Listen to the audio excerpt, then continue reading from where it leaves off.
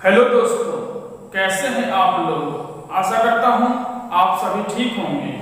मैं डीके यादव अपने YouTube channel basic commerce academy में आप सभी का हार्दिक स्वागत एवं अभिनंदन करता हूं। मेरे प्यारे मित्रों, आज का हमारा ये वीडियो क्लास 12 इकोनॉमिक्स का थर्ड वीडियो है।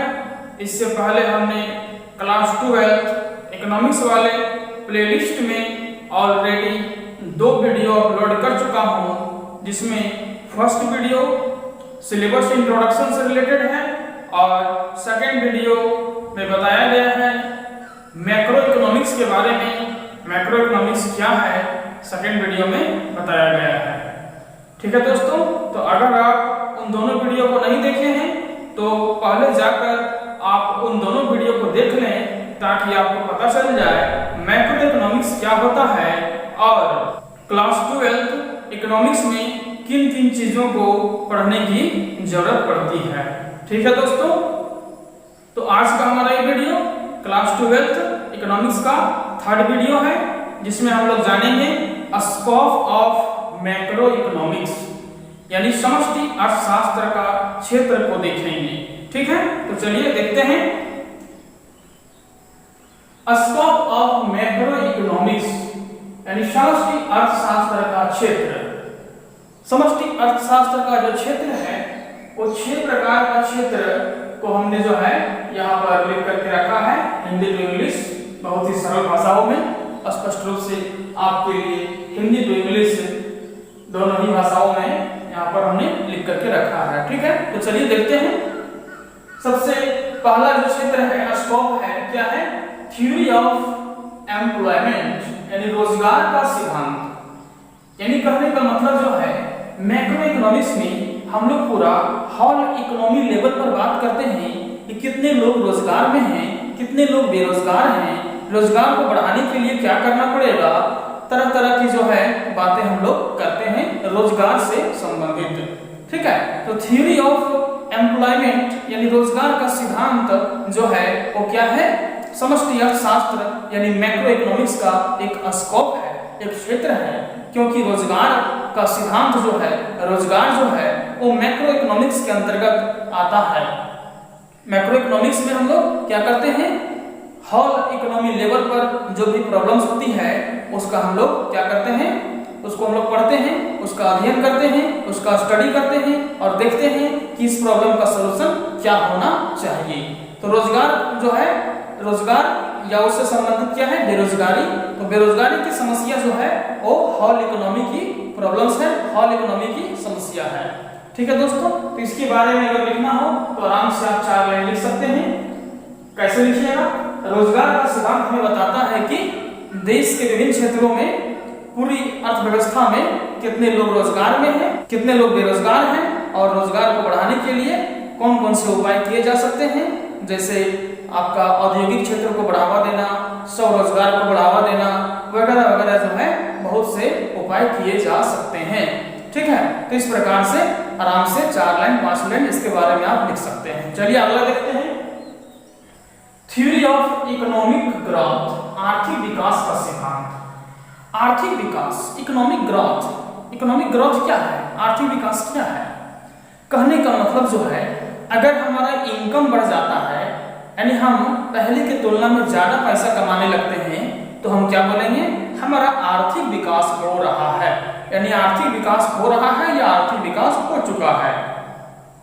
आर्थिक विकास हो चुका है ऐसा नहीं बोल सकते हैं, क्योंकि हर व्यक्ति का इनकम जो है दिनों दिन आने वाले दिनों में बढ़ता है या घटता है, फिक्स जो है नहीं रहता है, फिक्स है, बहुत कम ही लोगों का इनकम रहता है। ठीक है, तो हम क्या बोलेंगे? आर्थिक विकास हो रहा है। कब? जब हमारा इनकम बढ़ेगा। तो आर्थिक विकास का सिद्धांत हमें क्या बताता है कि आर्थिक विकास हो रहा है देश में। किस प्रकार की विकास हो रहा है? आर्थिक विकास हो रहा है। आर्थिक विकास मतलब लोगों का आय, लोगों का इनकम, यानी इनकम का स्रोत, इनकम का सोर्सेस ऑफ इनकम बढ़ रहे हैं। यानी लोग जो है पहले की तुलना में ज्यादा पैसा कमा रहे हैं, लोगों को ज्यादा काम मिल रहा है, आर्थिक रूप से लोग जो है सशक्त हो रहे हैं। ठीक है, इस प्रकार से हम क्या बोलेंगे कि देश में आर्थिक विकास हो रहा है। मतलब आर्थिक विकास का सिद्धांत हमें यही बताता है कि देश में होल इकोनॉमी में लोगों को क्या मिल रहा है, रोजगार मिल रहा है, लोगों का इनकम बढ़ रहा है, पूरा देश का राष्ट्रीय आय बढ़ रहा है, प्रति व्यक्ति आय बढ़ रहा है। ठीक है, तो हम क्या समझेंगे, आर्थिक विकास देश में होल इकोनॉमी लेवल पर हो रही है। ठीक है, तो इसे क्या बोलते हैं, आर्थिक विकास का सिद्धांत। ठीक है, चलिए अगला देखते हैं, अंतरराष्ट्रीय व्यापार का सिद्धांत, थ्योरी ऑफ इंटरनेशनल ट्रेड। अंतरराष्ट्रीय व्यापार करने का मतलब जो है विदेशों के साथ यानी अन्य देशों के साथ व्यापार करना। यानी कोई भी देश ऐसा नहीं है जो अपनी जरूरत की सारी वस्तुएं स्वयं बना लेती है। कोई भी देश ऐसा नहीं है जो अपनी जरूरत की सारी वस्तुएं, सारी सेवाएं स्वयं बना लेती है, बल्कि किसी न किसी प्रकार की जरूरत के लिए उसे अन्य देशों पर निर्भर रहना ही पड़ता है। ठीक है, यानी हमारे देश में जिस वस्तु की कमी है उस वस्तु को हम क्या करेंगे, दूसरे देश से मंगवाएंगे, यानी आयात करेंगे, यानी उसको क्या बोलते हैं, इंपोर्ट करेंगे। और कोई ऐसा वस्तु जो हमारे देश में बहुत ज्यादा मात्रा में है, यूज करने के बाद भी बहुत ज्यादा मात्रा में बच जाती है, तो उस वस्तु को हम लोग दूसरे देशों में भेज देते हैं, मतलब एक्सपोर्ट करते हैं यानी निर्यात करते हैं। तो इस प्रकार से जो है अनेक देशों के साथ लेन देन यानी व्यापार होना चाहिए और होता है, क्योंकि कोई भी देश अपने जरूरत की सारी वस्तुएं स्वयं नहीं बना सकती है। हर देश को किसी न किसी देश पर किसी न किसी वस्तु के लिए निर्भर रहना ही पड़ता है। ठीक है, तो अंतरराष्ट्रीय व्यापार का सिद्धांत हमें क्या बताता है कि अन्य देशों के साथ व्यापार करना, यानी विदेशों के साथ व्यापार करना, आयात करना, निर्यात करना, यही है अंतरराष्ट्रीय व्यापार का सिद्धांत। ठीक है दोस्तों, चलते हैं अगला पॉइंट में, राष्ट्रीय आय का सिद्धांत, थ्योरी ऑफ नेशनल इनकम। राष्ट्रीय आय यानी नेशनल इनकम आप लोगों का एक चैप्टर है, बहुत ही विस्तार से, बहुत ही डिटेल से उसमें नेशनल इनकम के बारे में आप लोगों को पढ़ना है, इसी मैक्रो इकोनॉमिक्स में है। ठीक है, यानी कुछ चैप्टर के बाद जो है हम लोग नेशनल इनकम को पढ़ेंगे, अब बहुत ही विस्तार से पढ़ना है। तो यहाँ जो है इसका सिद्धांत, राष्ट्रीय आय का सिद्धांत हमें क्या बताता है, नेशनल इनकम, राष्ट्रीय आय। राष्ट्रीय क्या है, तो शॉर्टकट में समझ लीजिए, राष्ट्रीय आय कहने का मतलब जो है अपने देश के अंदर जो भी इनकम होता है विभिन्न प्रकार के क्षेत्र से, जैसे प्राथमिक क्षेत्र, द्वितीयक क्षेत्र। प्राथमिक क्षेत्र में कौन आता है, जैसे कृषि वगैरह, पशुपालन, कृषि प्राथमिक क्षेत्र में आता है। द्वितीयक क्षेत्र में फैक्ट्री वगैरह आता है, कारखाना वगैरह। और तृतीयक क्षेत्र में मतलब कौन आता है, सेवाएं, सर्विसेज। तो तीनों प्रकार के क्षेत्र से जो भी इनकम होता है उस इनकम को हम लोग क्या करेंगे, ऐड कर देंगे यानी प्लस कर देंगे।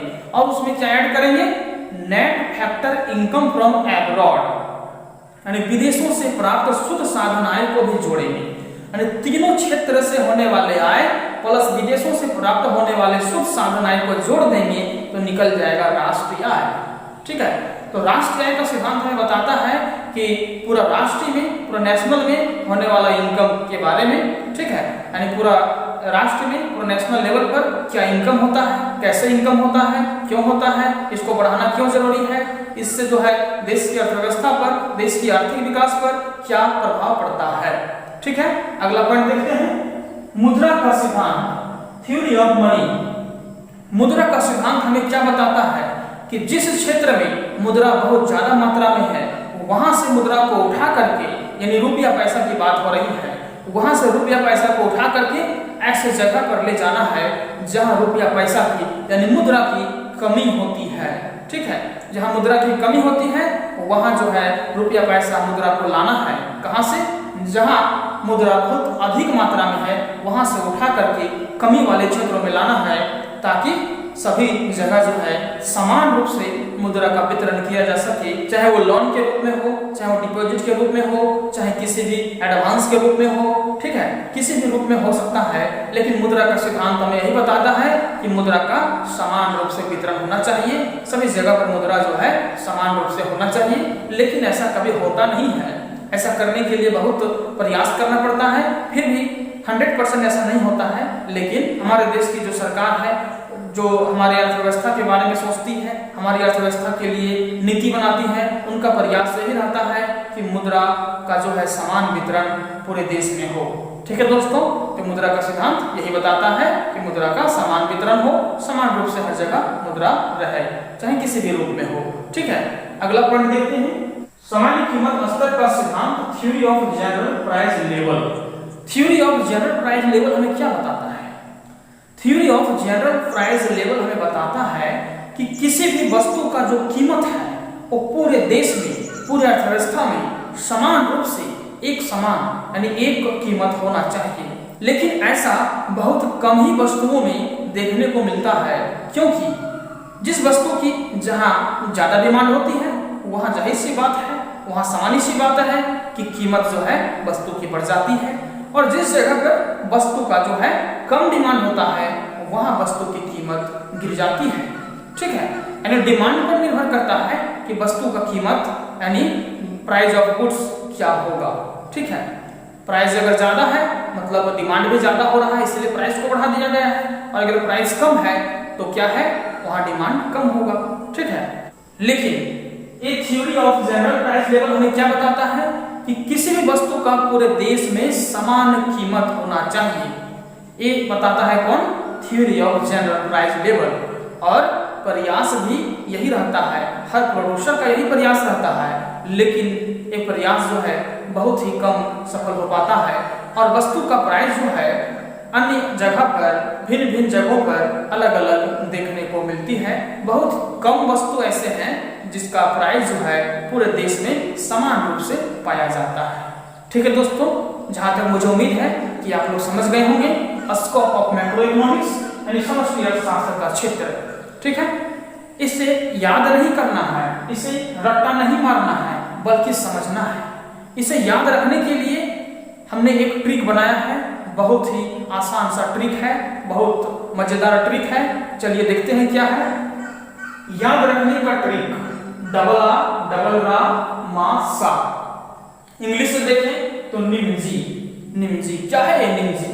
सबसे पहले हिंदी से देखते हैं आ से हम लोग देखेंगे आर्थिक विकास का सिद्धांत। ठीक है, फिर आ से देखेंगे अंतरराष्ट्रीय व्यापार का सिद्धांत। ठीक है, रा से देखेंगे रोजगार का सिद्धांत। ठीक है, फिर रा से देखेंगे राष्ट्रीय आय का सिद्धांत। ठीक है, मा से देखेंगे हम लोग मुद्रा का सिद्धांत। ठीक है, सा से देखेंगे सामान्य कीमत स्तर का सिद्धांत। यानी एक एक लेटर को अगर आप याद रखते हैं, फर्स्ट लेटर को भी, तो आराम से उससे आप क्या बना सकते हैं, सेंटेंस बना सकते हैं, यानी पॉइंट बना सकते हैं, और उसके बारे में एक्सप्लेन भी कर सकते हैं समझ करके। अगर इंग्लिश में देखें तो एन फॉर क्या होता है? एन फॉर होता है नेशनल इनकम। ठीक है, ई से क्या होता है? एम्प्लॉयमेंट। फिर ई से क्या होता है? Economic growth. एम से क्या होता है? मनी। जी से क्या होता है? General price level. आई से क्या होता है? International trade. इस प्रकार से आप ट्रिक के साथ भी याद रख सकते हैं मेरे दोस्तों। डबल आ डबल रा मासा, हिंदी से याद करना है तो आराम से याद हो जाएगा। इंग्लिश से याद रखना है तो निम्जी बस। ठीक है, शॉर्टकट में। ठीक है दोस्तों, तो जहां तक मुझे उम्मीद है कि आप लोग जो है समझ गए होंगे स्कोप ऑफ मैक्रो इकोनॉमिक्स, समष्टि अर्थशास्त्र का जो क्षेत्र है उसे बहुत ही स्पष्ट तरीके से आप लोग समझ गए होंगे। अगले वीडियो में हम लोग कुछ समष्टि अर्थशास्त्र यानी मैक्रो इकोनॉमिक्स से रिलेटेड नई बातें करेंगे, कुछ नई चीजों को सीखेंगे। ठीक है दोस्तों, जहां तक मुझे उम्मीद है कि हमारा आज का ये वीडियो आप लोगों के लिए काफी यूजफुल होगा। और अगर आपको लगता है कि हमारा ये YouTube channel basic commerce academy आपके लिए यूजफुल है, आपके लिए हेल्पफुल है, आप इस चैनल के माध्यम से बहुत कुछ सीख रहे हैं, तो हमारे इस चैनल को सब्सक्राइब करें, लाइक करें और वीडियो को शेयर करते रहें, जरूरतमंद लोगों तक शेयर करते रहें, ताकि सभी लोग अपनी इकोनॉमिक्स की पढ़ाई, अपनी कॉमर्स की पढ़ाई अच्छे से कर सके और इस चैनल के माध्यम से भरपूर बेनिफिट ले सके। ठीक है दोस्तों, आज के लिए इस वीडियो में इतना ही। Thanks for watch this video.